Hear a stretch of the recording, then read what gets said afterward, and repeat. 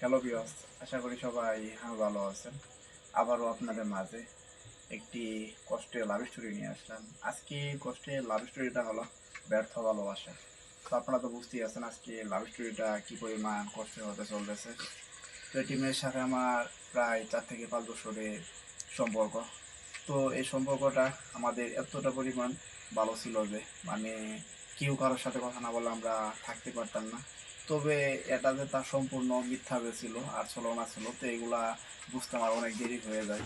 কারণ এর মাঝেও আমার অনেক বন্ধু, অনেক কাছে ছোটো ভাই বড় ভাই আমাকে বলছে যে মেয়েটির সমস্যা আছে, মেয়েটি অন্য কারোর সাথে কথা বলে, তোমার সাথে কথা বলা অবস্থা থাকা পরিবর্তেও। তো আমি তাদের কোনো কথা শুনি নাই। তো হঠাৎ করে একদিন বিকেলবেলা আমি বল খেলতেছিলাম, তো সেই সময় আমার এক কাছে ছোটো ভাই আমাকে ফোন দিয়ে বলে যে তোমাকে এর আগে অনেকবার বলছি, তো তুমি একটু ঘুরে যাও এদিক দিয়ে। তো আমি তাদের এলাকায় যাই, যাওয়ার পর আমি দেখি যে সে একটি ছেলের সাথে ঘুরতেছে অনেকক্ষণ যাবৎ। তো তাকে দেখি আমার মনটা অনেক খারাপ হয়ে যায়। তো ওই দিন আর আমি কিছু বলি না, চলে আসি ওদিনের মতো। কারণ তাকে হয়তো আমি আমার ভালোবাসাটা বোঝাতে ব্যর্থ হয়েছিলাম, তার জন্য সে হয়তো অন্য কাউকে খুঁজে নিয়েছে।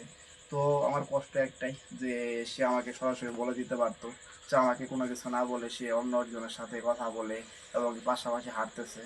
তো এগুলো আমার ভিতরে আমি রেখে দিই। তো তারপর দিন সে আমাকে ফোন দিয়ে দেখা করতে বলে। তো ওদিন আমি তার সামনে সরাসরি গিয়ে বলি যে কী সমস্যা, যে কী হয়েছে, তুমি এরকমভাবে এটা কীভাবে করতে পারলে। তো সে আমাকে কিছু বলে না, শুধু নিজ দিক মাথা দিয়ে তাকিয়ে থাকে।